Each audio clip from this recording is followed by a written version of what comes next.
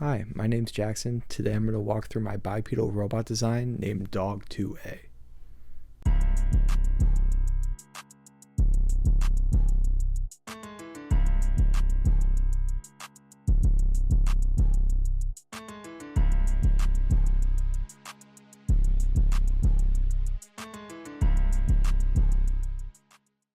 In this video, I will discuss the design process, the manufacturing process, and the attempt to try to code this thing to walk.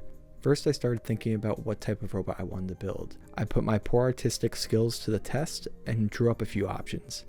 I grew keen on the bipedal robot design. I thought it would be definitely really cool to get a two-legged robot walking, especially implementing an IMU to have it work on unbalanced surfaces really drew my attention. Now that I decided to make a bipedal robot, now I need to figure out how do I want to build the legs. For the leg design, I decided to have 3 servos for each leg. 2 for the upper and lower leg, and 1 for the hip. The hip servo would allow me to make sure that this robot can balance even on uneven terrain. For the leg design, I also decided to implement springs to almost act as a suspension. This is to make sure that the servos or any 3D printed stuff doesn't break on impacts. With the leg design almost done, I proceeded to work on the body. I decided to angle the legs up in the back a little bit to give the legs a little bit more movement. To add a personal flair to this robot, I wanted to give it a dog face because I thought it would be funny of just a dog having 2 legs.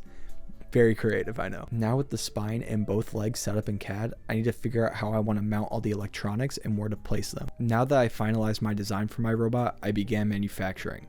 Most of the parts here are printed in PLA, otherwise they were ordered from McMaster or Amazon.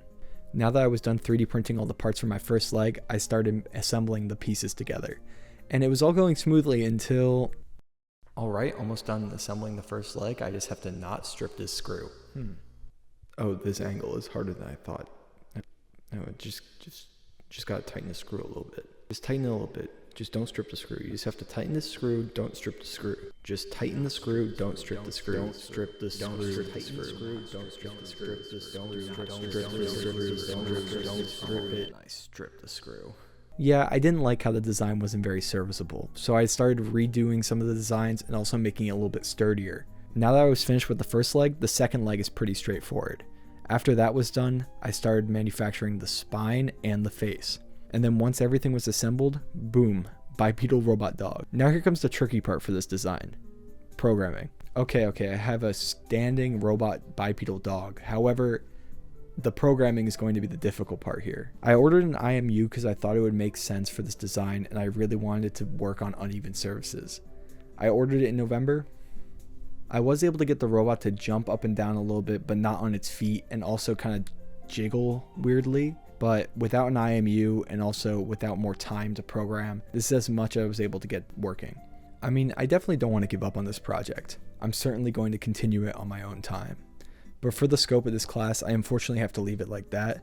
And with the missing IMU, I am unsure of the stability of the robot really walking. However, I'm happy what I got done in this design, and I hope to continue it in the future.